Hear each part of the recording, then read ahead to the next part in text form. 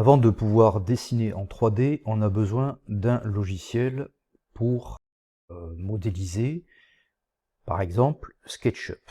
Alors, on peut télécharger la version qui s'installe, ou alors, moi je vous recommande plutôt d'utiliser la version en ligne qui va être gratuite. Alors, ici vous avez le premier lien qui est le bon, SketchUp. Vous allez venir sur les produits. Là, vous êtes personnel et vous cliquez sur forfait et tarifs. Ici, alors d'abord vous avez peut-être cette fenêtre aussi comme moi qui s'ouvre. Il semblerait que vous ne soyez pas aux États-Unis. Bon, c'est pas très grave parce que de toute façon on va pas acheter, donc on peut fermer ça. Voilà. Et de toute façon, vous voyez que c'est déjà en français. Alors on a plusieurs versions, sauf qu'il y a un problème avec les prix. Vous voyez, il n'y a que cette version-là finalement qui est gratuite. Sinon, voilà, je ne vous conseille pas donc de prendre des versions payantes. On va se contenter pour l'instant de SketchUp gratuit en version web. Voilà, web uniquement. Alors ça veut dire que vous n'allez rien avoir à installer. Donc, on clique sur inscription. En fait, l'avantage de cette version, c'est qu'on va pouvoir travailler vraiment en ligne sans aucun problème. Ici, vous fermez. Alors, vous voyez que, comme toujours, il faut s'inscrire. Donc, vous mettez une adresse, n'importe laquelle. Si vous en avez plusieurs, comme moi, vous choisissez celle que vous voulez. Et là, je vais ensuite cliquer sur Next.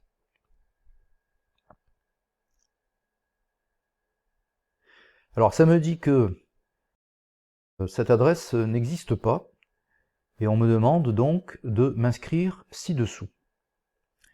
Alors, bien sûr qu'elle n'existe pas dans leur base de données, puisque je ne me suis pas encore inscrit, donc je vais m'inscrire.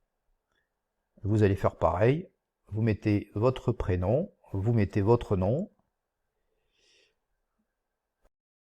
le mot de passe. Alors, vous voyez, souvent on vous dit, alors 8 caractères, ça c'est ce qu'on dit aussi au collège, au moins un chiffre, au moins une combinaison de lettres minuscules et majuscules, et puis un caractère spécial. Voilà, vous avez le choix, ici vous pouvez mettre tout ça. Donc vous mettez le mot de passe que vous voulez, vous dites que vous n'êtes pas un robot, et vous créez votre compte. Voilà. Alors là, qu'est-ce que ça nous dit? Ça nous dit que c'est presque prêt, et on nous demande de cliquer sur le lien qui nous a été envoyé par email. Donc, pour ça, il faut aller dans votre boîte mail. Alors évidemment, il faut aller dans la boîte mail qui correspond au mail que vous avez donné. Donc, moi j'ai donné une adresse qui a redirigé. Alors là, il y a un message qui vient d'arriver, donc est-ce que c'est ça? Oui. Vous voyez, Trimble, en fait le nom de la société qui a racheté SketchUp. Donc, c'est bien ce message-là, vous voyez, on vous dit que votre compte est presque prêt, vous n'avez plus qu'à cliquer sur « Activer ». Donc, vous faites ça, ça vous répond que c'est confirmé, et cliquez ici pour vous connecter. Ensuite, là, l'adresse est déjà marquée, cliquez sur « Next »,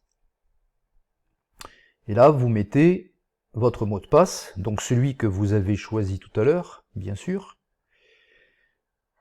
et vous cliquez sur se connecter.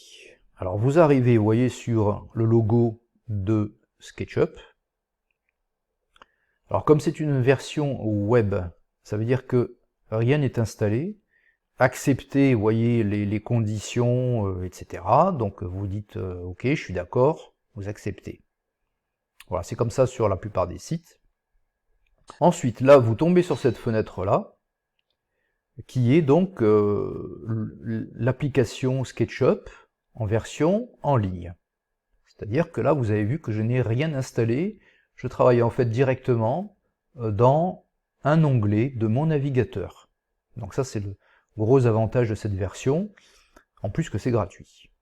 Donc on peut soit commencer ici à modéliser, on dit, en français, modéliser, ou tout simplement dessiner en 3D, hein, c'est pareil. On peut choisir de commencer à dessiner en cliquant sur commencer, et là vous voyez que on est directement sur la page SketchUp, avec donc toutes les icônes qui permettent de dessiner sur votre gauche. Avant de quitter, un dernier truc, c'est comment s'assurer que vous serez capable de revenir sur cette page, une fois que vous aurez quitté votre onglet ou votre navigateur.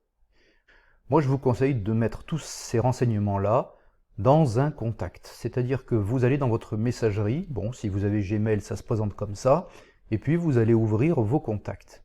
Et à l'intérieur, vous allez cliquer sur « Créer un contact ».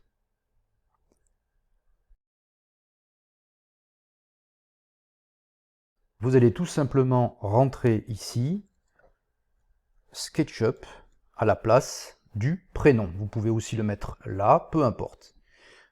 Ici, dans les notes, vous allez mettre votre identifiant. Alors l'identifiant, c'est l'adresse email que vous avez saisie lors de votre inscription. Donc il faut évidemment s'en rappeler, c'est pour ça qu'il faut faire ça dès que possible, il ne faut pas le faire au bout d'une semaine puisqu'on a tout oublié. Ensuite, vous tapez évidemment votre mot de passe. Alors là, moi je tape un peu n'importe quoi pour pas que vous le voyez. Et ensuite, vous mettez ici, plus.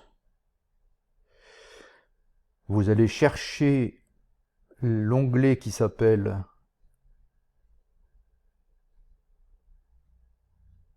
site web, le voilà. Et ici, vous allez mettre directement l'adresse qui vous permettra de vous connecter. Donc vous allez la récupérer ici. Vous allez dans l'onglet SketchUp, que vous n'avez pas fermé évidemment.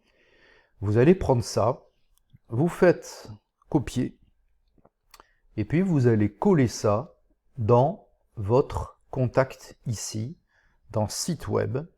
Et ça va vous permettre la prochaine fois, vous voyez, d'y aller directement. Donc là, dans le libellé, vous mettez un truc simple du style se connecter. Comme ça, vous vous rappelez à quoi correspond cette page. Donc voilà le truc, hein. Vous avez mis le nom SketchUp, vous avez mis l'adresse et vous avez mis votre adresse pour vous connecter. Et ici, évidemment, vous avez mis votre mot de passe en clair.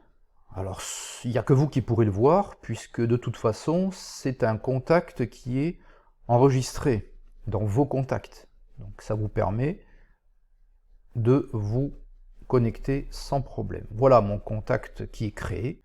Et ici l'adresse, c'est-à-dire que je pourrais y retourner le lendemain ou dans une semaine si je ferme. Alors je vais faire l'expérience justement, donc je vais quitter ce magnifique dessin. Je vérifie qu'il a bien un nom et qu'il est bien enregistré, et je vais tout simplement quitter avec ça. Et ensuite je reviens dans mon contact. Et là, imaginons que je sois une semaine après, je clique donc, vous avez vu directement ici. Alors l'avantage, c'est que vous avez vu que j'ai pas besoin de me perdre dans l'immensité du site de Trimble. Donc ça va se reconnecter. Alors là, ça m'a reconnu parce que vous avez vu que ça m'a pas demandé mon identifiant et mon mot de passe, mais ça aurait pu vous le demander. Et donc si ça vous le demande, vous retournez dans vos contacts et vous retrouvez votre identifiant et votre mot de passe. Donc voilà comment s'organiser pour ne jamais perdre les mots de passe et dire « Prof, monsieur, j'ai oublié mon mot de passe ». Donc je vous conseille de faire la même chose pour qu'on puisse commencer notre premier exercice de modélisation en 3D.